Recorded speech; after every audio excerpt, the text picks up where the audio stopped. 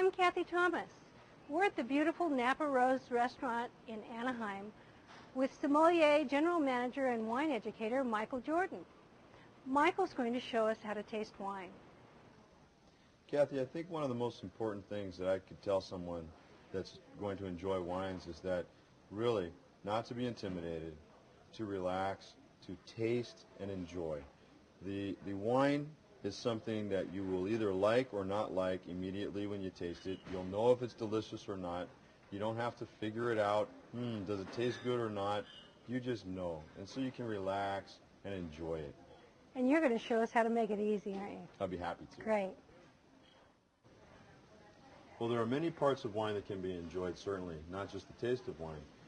The color of the wine and the brilliance that you see in the glass are also part of the thing that will enhance your appreciation and your experience. And so the first thing you want to do is look at, well, what color is it? And try to identify some of the colors that you see. In this particular wine, I see, amber and deep straw colors with a slight gold tone. And it is rich and deep in color, but the wine is very clear and it's brilliant and sparkling in its clarity.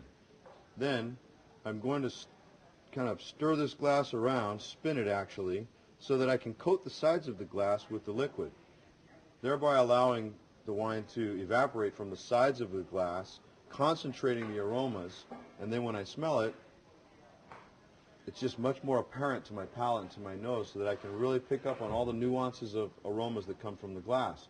One real trick that professional tasters will do is to not put their nose right in the glass immediately, but rather to try to smell above the glass for the high notes or the different aromas that you can smell up here but that you won't be able to smell readily when you put your nose right down into the glass. So we'll start from above,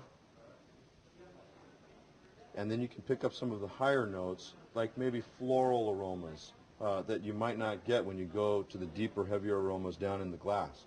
So I start at the top, I work my way down, end up with my nose really right in the glass, smelling for all the aromas that I can possibly get.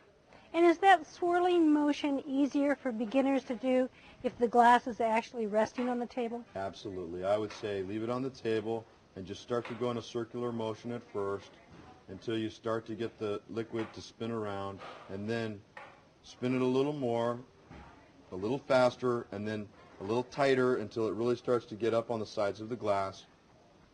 Don't be nervous doing this at first or the wine will come out of the glass. Just try gently. And you know what, if you're not comfortable doing that, you don't have to. There's no rule that says you have to swirl the glass. There's no right way, no wrong way. It's all about your enjoyment and the way you can perceive. And it sounds like fun. It is fun. I like to swirl it a little bit. And I like to smell it.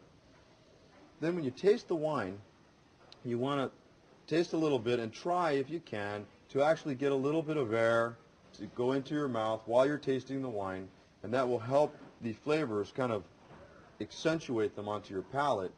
And then as you're swallowing the wine, you want to try to pick out the flavors that you're tasting, and then also try to identify flavors that you're left with, or the aftertaste, which is what we call the finish on the wine. The flavors that you taste at the end and how long that finish lasts is really generally how we regard a wine to be of higher quality. The longer the finish, the more pleasant the taste is at the aftertaste, the higher quality the wine is, and generally, probably, the more expensive it will be too. But that's not always the case. With a white wine, the tasting format will be a little different than with a red wine, because with white wines, you will have the flavors of either apples and pears, or peaches and apricots, or pineapple or tropical fruits. With red wines, certainly, like this beautiful Pinot Noir, we're going to have the profile of red fruits, like cherries, wild strawberries, raspberries, maybe an occasional plummy flavor or blackberry flavor, but certainly soft red fruits, very delicate, a little bit of spicy oak, and we're hoping for a little bit of earthiness on there, a little forest floor or moss or mushroom type of earthy aromas, which really connotates a very high quality Pinot Noir grown on the proper type of ground. Then with a richer, bigger red wine like a Cabernet Sauvignon, Syrah, or a Merlot, we're looking for black fruit aromas and flavors. Blackberry, blueberry, boysenberry, black plums, and a rich, spicy oak, and maybe some baking spices, maybe even vanilla from the oak there in the wine, and a rich, long finish of cassis or black currants, blackberries, black cherries, and all of those rich, doesn't it sound delicious? All of those flavors should be in the glass of wine for you. And generally speaking, you can get those flavors before you even taste it just by smelling the wine. It's beautiful. Thank you, Michael. You made it look easy. You're very welcome.